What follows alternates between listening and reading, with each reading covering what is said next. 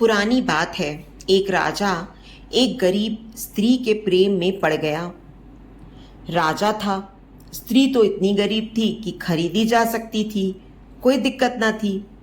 उसने स्त्री को बुलाया और उसके बाप को बुलाया और कहा, जो तुझे चाहिए ले ले खजाने से, लेकिन ये लड़की मुझे दे दे। मैं इसके प्रेम में पड़ गया हूँ, आसक्त हो गया हूँ। कल मैं घोड़े पर सवार निकला था, मैंने इसे कुएं पर पानी भरते देखा, बस तब से मैं सो नहीं सका हूँ। गरीब बाप तो बहुत प्रसन्न हुआ, लेकिन बेटी एकदम उदास हो गई। उसने कहा, मुझे क्षमा करें, आप कहेंगे तो आपके राजमहल में आ जाऊंगी, लेकिन मेरा किसी से प्रेम है। मैं आपकी पत्नी भी हो जाऊंगी, लेकिन यह प्रेम बाधा रहेगा, मैं आपको प्रेम ना कर पाऊंगी। राजा विचारशील व्यक्ति था। उसने सोचा कि यह तो कुछ सही ना होगा। कैसे प्रेम हो मुझसे इसका? किससे इसका प्रेम है? पता लगवाया गया। एक साधारण आदमी। सम्राट बड़ा हैरान हुआ कि मुझे छोड़कर उसे एक साधारण आदमी से इसका प्रेम है। लेकिन प्रेम तो हमेशा बेबूझ होता है। उसने अपने वजीरों से पूछा कि मैं क्या करूं कि यह प्रेम टूट जाए। वजीरों ने जो सलाह दी वह बड़ी अद्भुत थी। तुम मान ही न सकोगे कि यह सलाह कभी दी गई होगी, क्योंकि यह सलाह, यह कहानी पुरानी है, फ्रॉयड से कोई 1000 साल पुरानी। फ्रॉयड यह सलाह दे सकता था, मनोविज्ञान यह सलाह दे सकता था, और मनोविज्ञान भी सलाह देने में थोड़ा झिझकेगा। सलाह वजीरों ने यह दी कि इन दोनों को नग्न करके एक खंबे से बांध दिया जाए। दोनों को एक दूसरे से बांध दिया जाए और खंबे से बांध दिया जाए। सम्राट ने कहा, इससे क्या होगा? यही तो उनकी आकांक्षा है कि एक दूसरे की बाहों में बंध जाएं। उन्होंने कहा, आप फिक्र ना करें, बस फिर उनको छोड़ा ना जाए, बंधे रहने दिया जाए।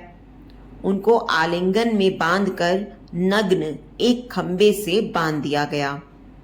अब तुम जरा सोचो, जिस स्त्री से तुम्हारा प्रेम है, फिर वह कोई भी क्यों ना हो, वह इस जगत की सबसे सुंदरी क्यों ना हो, या किसी पुरुष से तुम्हारा प्रेम है, वह मिस्टर यूनिवर्स क्यों ना हो, इससे कुछ फर्क नहीं पड़ता। कितनी देर आलिंगन कर सकोगे? पहले तो दोनों बड़े खुश हुए, क्योंकि समाज की बाधाओं के कारण मिल भी नहीं पाते थे। जातियां अलग थीं, धर्म अलग थे। चोरी छिपे कभी यहाँ वहाँ थोड़ी देर को गुफ्तगू कर लेते थे, थोड़ी बहुत। एक दूसरे के आलिंगन में नग्न। पहले तो बड़े आनंदित हुए, दौड़कर एक दूसरे के आलिंगन में बंध गए। लेकिन जब रस्सियों से उन्हें एक खंबे से बांध दिया गया तो कितनी देर सुख रहता है। कुछ ही मिनट बीते होंगे कि वे घबराने लगे कि अब अलग कैसे हों, अब भिन्न कैसे हों, अब छूटे कैसे, मगर वे बंधे ही रहे।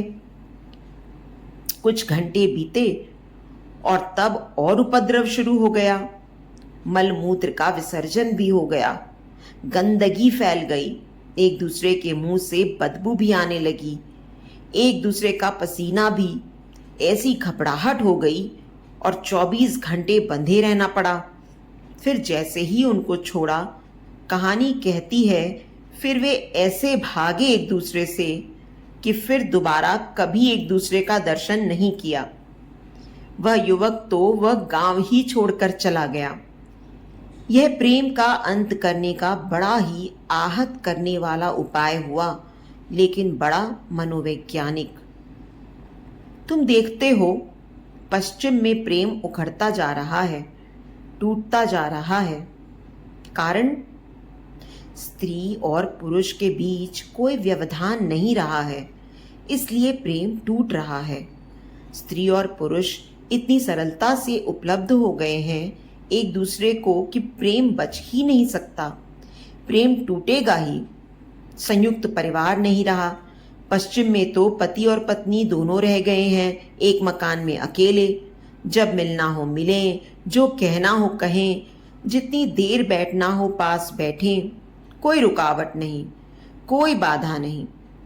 जल्दी ही चूक जाते हैं, जल्दी ही सुख दुख में हो जाता है।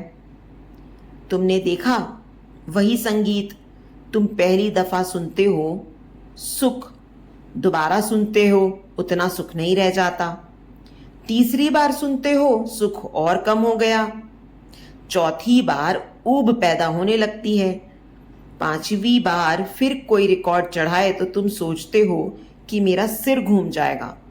तुम कहते हो अब बंद करो, अब बहुत हो गया। यही वही संगीत पहली दफा सुख दिया, दूसरी दफा कम, तीसरी दफा और कम। अर्थशास्त्री नियम की बात करते हैं, लॉ ऑफ डिमिनिशिंग रिटर्न्स। इस बार उसी चीज को दोहराओगे तो सुख की मात्रा कम होती जाती है। सनातन धर्म में पुराना ढंग प्रेम को बचाने का ढंग था। पति पत्नी मिल ही नहीं सकते थे, दिन में तो कतई मिल ही नहीं सकते थे। पति पत्नी भी नहीं मिल सकते, दूसरे की पत्नी से मिलना तो मामला दूर की कौड़ी। पश्चिम में तो दूसरे की पत्नी से मिलना भी इतना सरल हो गया है जितना पहले अपनी पत्नी से भी मिलना सरल नहीं था। दिन भर तो मिल ही नहीं सकते थे। परिवार में बड़े बूढ़े थे, बुजुर्ग थे, उनके सामने कैसे मिल सकते थे। रात में भी मिलना बड़ा चोरी छिपे था, अपनी पत्नी से चोरी छिपे मिलना, क्योंकि जोर से बोल नहीं सकते थे। छोटे छोटे घर जिनमें 50 लोग सोए हुए हैं, चोरी छिपे रात के अंधेरे में। ठीक ठीक पति पत्नी अपने पत्नी के चेहरे को जानता भी नहीं था कि वह कैसा है। अंधेरे में जानेगा भी कैसे, कभी घूंघट उठाकर रोशनी में ठीक से देखा भी नहीं था। प्रेम अगर लंबा जिंदा रह जाता था तो आश्चर्य नहीं, क्योंकि प्रेम को, सुख को क्षीण होने का मौका ही नहीं था। दिन भर अपने काम धंधे में लगे रहते दोनों, और याद जारी रहती। वर्तमान में हालतें उल्टी हो गई हैं। 24 घंटे एक दूसरे के सामने बैठे हैं, उसी खंबे में बंधे हैं। एक दूसरे से चिढ़ पैदा होती है। पत्नी चाहती है कि कहीं उठो, कहीं जाओ, कुछ करो, यहीं क्यों बैठे हो। तो दोस्तों, उम्मीद करती हूँ आपको आज की ये हमारी कहानी पसंद आई होगी। कहानी पसंद आई है तो वीडियो को लाइक और शेयर करें। चैनल पर नए हैं तो चैनल को सब्सक्राइब करें, और हाँ, नोटिफिकेशन बेल को ज़रूर दबाएं ताकि अगली अपडेट सबसे पहले आपको मिले।